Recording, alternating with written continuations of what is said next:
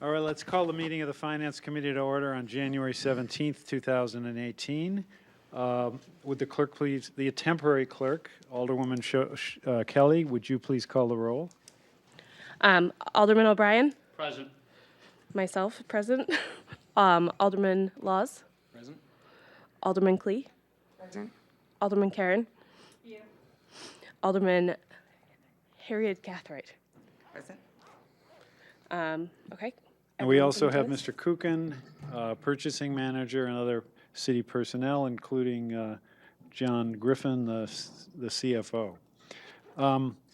Now, before we get to the next item, which is going to be the election of the clerk, I just thought I would take a moment to clarify what the duties of the Finance Committee are, because we have a number of people who've not served on the Finance Committee before. The Finance Committee is created by city charter. Mayor is automatically the chair. And we have a seven-member committee, and the function of it, we have several functions. Number one, we approve the so-called warrant, or the record of expenditures, which is the list of checks that are issued by the city, and that's put out on a bi-monthly basis, and it comes to us. You can get it in advance of the meeting online. You can look at any check, ask any questions that you want. Most of it's very, very routine. You'll see hundreds of checks every warrant. But we do, as later on in the meeting, we approve the so-called record of expenditures, or the warrant. Number two, any contracts that are entered or going to be entered or proposed to be entered by the city in excess of $10,000, which have, in other words, a financial value of $10,000 or more, come to the Finance Committee for approval. And the city does not enter those contracts until approved by the Finance Committee. If the, and this is by ordinance, if the contract is for $1 million or more, or if it is a multi-year contract, after being reviewed by the Finance Committee, and if it's approved here, it has to be approved by the full Board of Aldermen, so it will be, it will appear on the regular agenda of the full Board of Aldermen meeting at the next scheduled meeting. Sometimes there are amendments to contracts if they reach a value of $10,000 more than the original contract, they come back. If the amendment is for less than $10,000, or just a language change or something else that does not include a financial amount, then I, as the mayor, inform the committee by memo that the change was made, so that you can track, if you wish, any changes to a contract that you've already approved. Third, we occasionally get referrals of ordinances or resolutions from the full Board of Aldermen. Now, that's usually, other committees get most of that work, but we occasionally get a referral, and we would handle that just as you would in any other committee. We'd discuss it, make a recommendation, and it would go back to the full board. You'll see that most of really all of the purchase contracts, or the proposals for contracts, are prepared by Dan Kuchen, who's the city purchasing manager. This is Mr. Kuchen right here. Sometimes we have members of various departments come forward to explain or answer any questions regarding the contracts. Either John Griffin as the CFO, or David Fredette as the city treasurer is always, one or the other is here every time. Today we have Carrie Sheena, who's the urban programs manager. She has one issue that I think is going to discuss with us. And we have Deputy, soon to be, as of April 1, Assistant Chief George Walker, who's here, I think, on the fire department issue. And often we just have the people come up, and in case you have questions or they need to provide an explanation. Sometimes we just go, depending on, who's available and how complicated the issue is, sometimes we just go with the memo unless you ask for more help or you want to, usually if someone really wants to hold something over to get more explanation, that usually happens. Everything goes by a vote of the committee.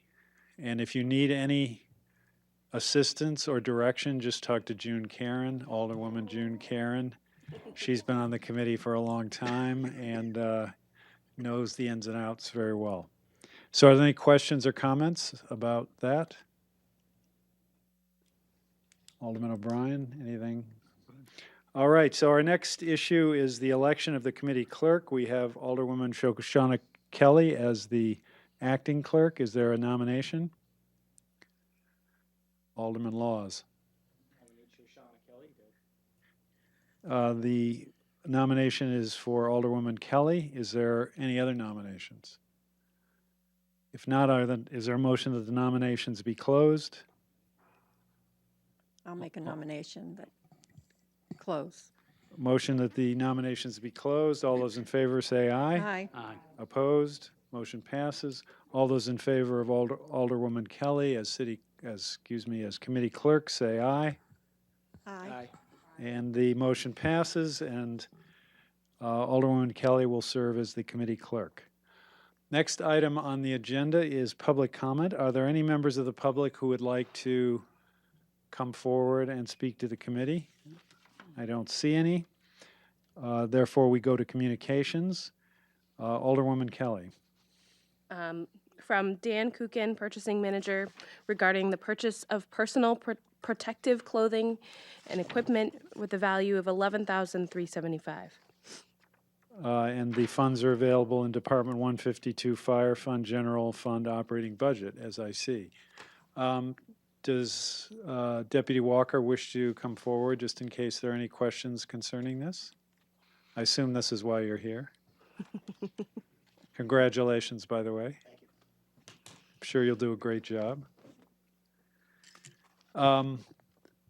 Any questions or comments regarding this item, this motion? If not, all those in favor of the motion say aye. Aye. Opposed? And motion passes. Thank you, Deputy. Okay, thank you. It was a pretty brief evening for you.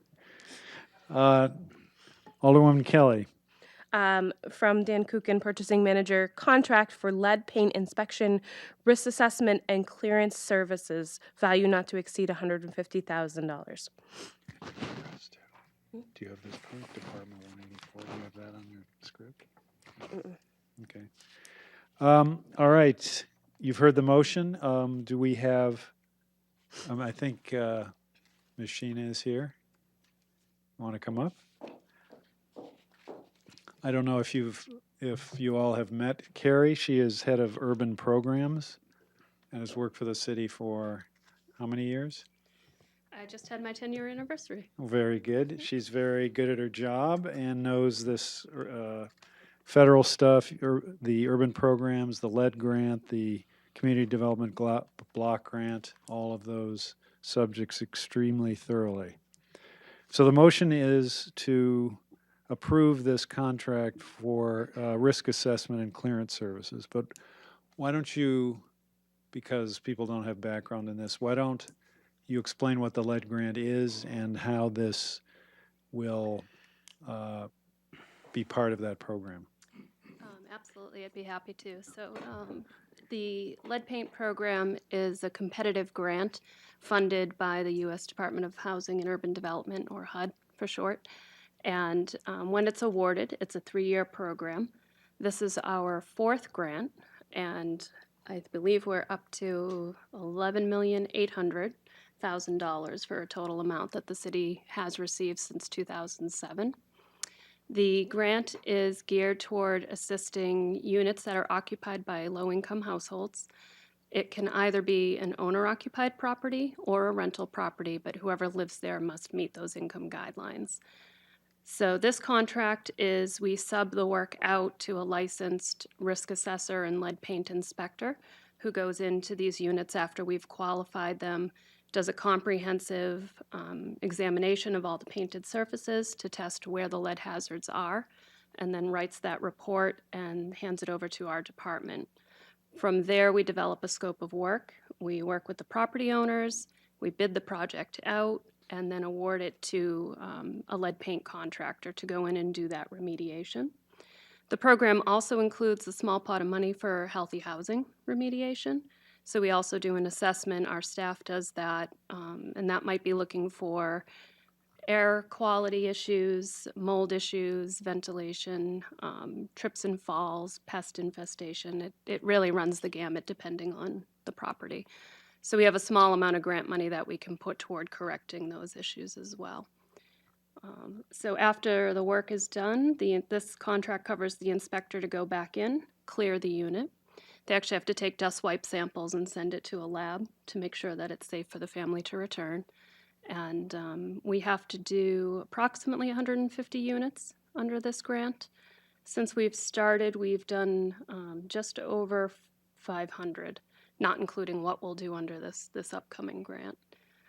So we have a lot of work to do in Nashua, even though we've done that many units. There's thousands more, and we've continually exceeded our goals, and we hope to continue to do that and keep getting that money. Very good. Any discussion or questions regarding this contract? Mr. Mayor. Alderman O'Brien. Thank you, Mr. Mayor. My question would be, do you also look at the water as far as the 50/50 SOTA solutions that were once in the past, and now Silver Bright's no longer an issue, but If I may, so under this grant, it's lead paint are the surfaces that we're testing. That's what we're authorized to remediate. So typically, the risk assessor is not looking at water unless there's a specific reason why. When they go in to do that, just as it implies, it's a risk assessment. So depending on if there's a lead-poisoned child and if there were no indication that it could be the housing, she might look further and test the water to see if that's a potential source. There's quite a questionnaire that they go through with the family to try to figure out where the contamination could be coming from. There's also, some people have candies that are imported from overseas or pottery. There's a few different places that children can be exposed to by lead, but typically the paint is the biggest problem. So we don't automatically test for the water, and part of that is we don't have the funds to correct it if we find that problem, but also it's typically not the source of the issue. follow up on Mr. Mayor, but it's more like a comment, and I'd just like to say I'm very excited to see that you applied for and have done so many homes.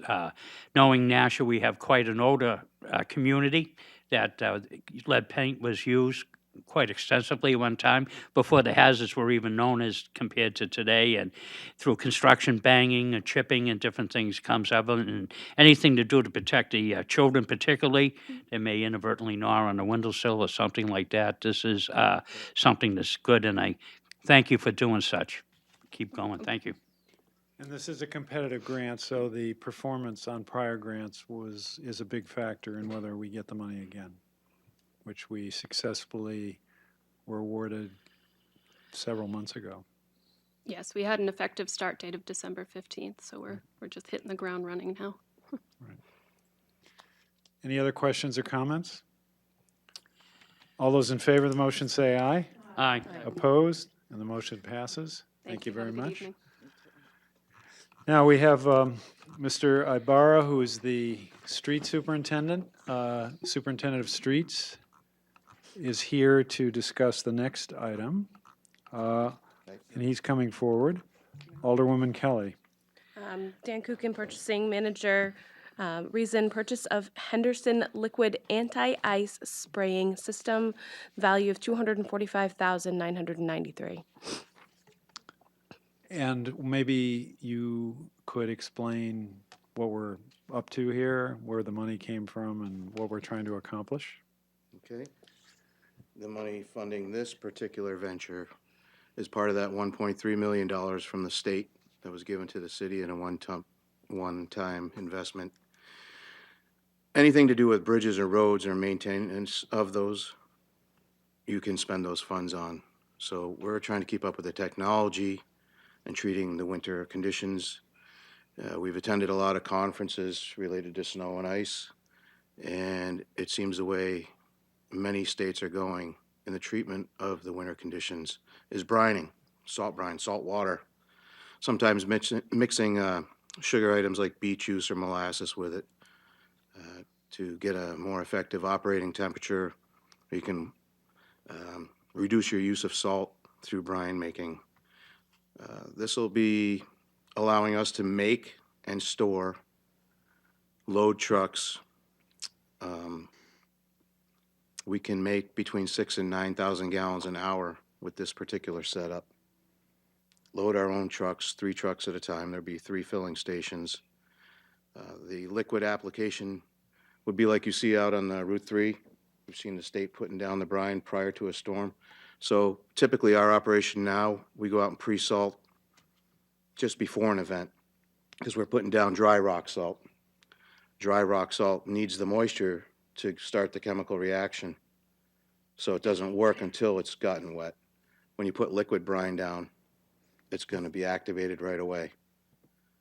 We can go out as much as 24 hours in advance. So the day before an event is coming in, we can go and pre-treat the roads, which that buys us time in any time of an event as far as treating and plowing.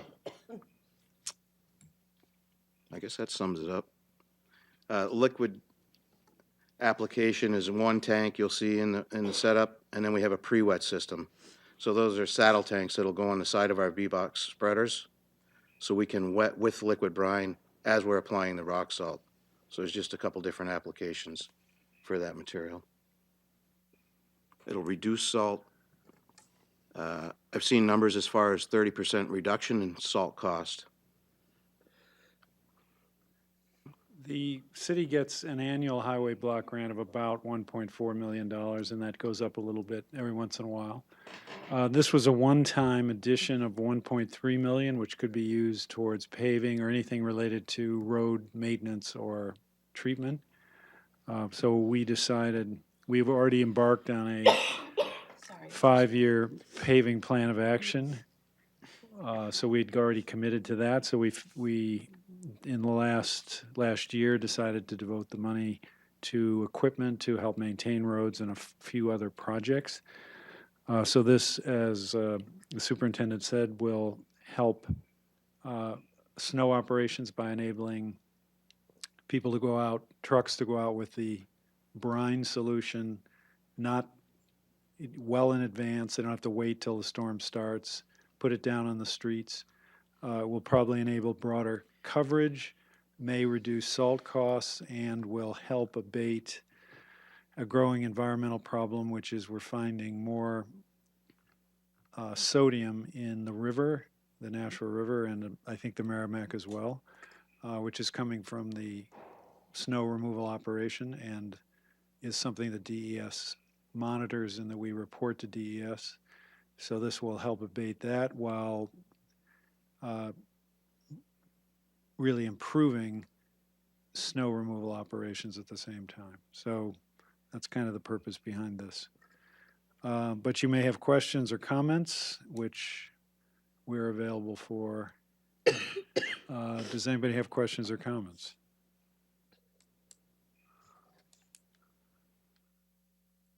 All right, all those in favor of the motion say aye. Aye. Opposed? And the motion passes. Thank you very much, Mr. Ibarra. Unfinished business, we have none. New business, we have none. Next, we have a discussion item. Discussion, that means anybody who wants to discuss anything, this is your time. You may or you may not. Does any member of the committee wish to discuss anything? Next, we have the record of expenditures. Is there a motion on the record of expenditures? Mr. Mayor, I motion that the Finance Committee has complied with the city charter and ordinances pertaining to the record of expenditures for the periods from December 16th, 2017 to December 28th, 2017, and December 29th, 2017 to January 12th, 2018. You've heard the motion. Are there any questions or comments regarding the record of expenditures that is before us? Not all those in favor of the motion say aye. Opposed? And the record of expenditure is approved. We next have public comment. Is there any member of the public who wants to address the committee? I don't see anyone.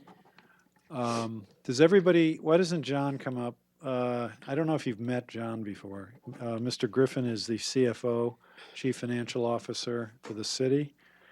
I don't know if you've met various members of the board, the newer members or not, but maybe take a moment to tell them what the CFO does.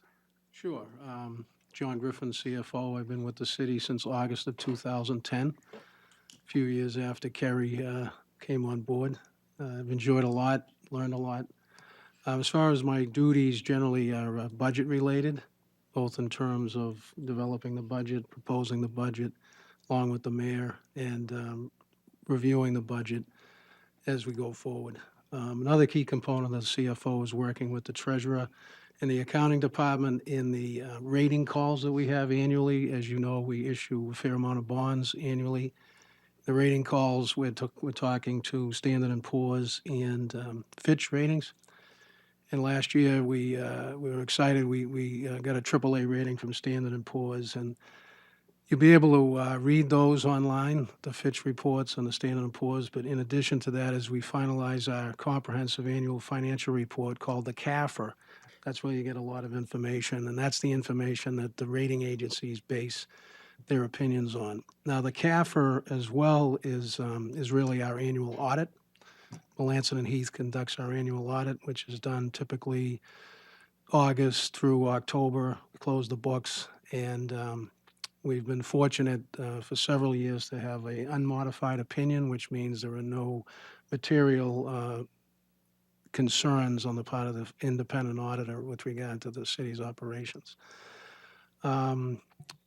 Keeping track of the accounts of the city, it's not an easy task, and what we'll probably do is have some type of review of those accounts for you folks as well as your other colleagues.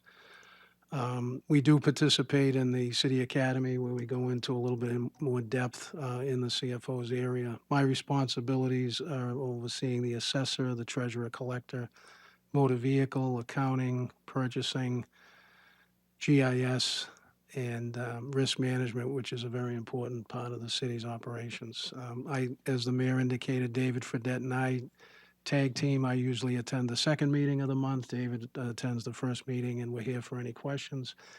I will send each one of you an email tomorrow letting you know how you can find that record of expenditures before you come here if you want to look at it. The checks have already been sent, so it's not a case where you can call me and say, hold that check, I'm concerned. So the front part of the record of expenditures of the checks or ACH or wire transfers. The back half is the payroll. So the record, each record of expenditure is about 80 pages, 90 pages. So, but if you have any questions through your learning process, feel free to reach out via email or phone call.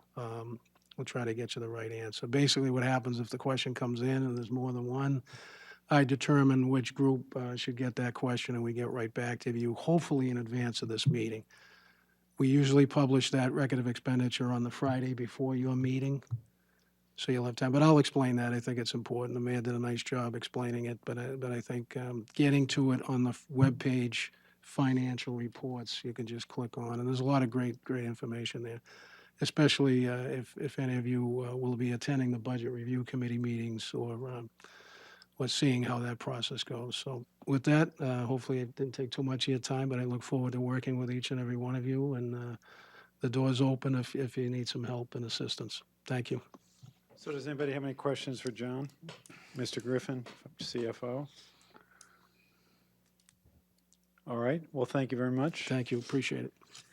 I think I called for public comment already. I didn't see any. We do not have a non-public session. Alderwoman Karen. Motion to adjourn. All those in favor of the motion say aye. Aye. Opposed? And the meeting is adjourned at 7:25. Taking over for Lori. Huh? they call it senior, not old.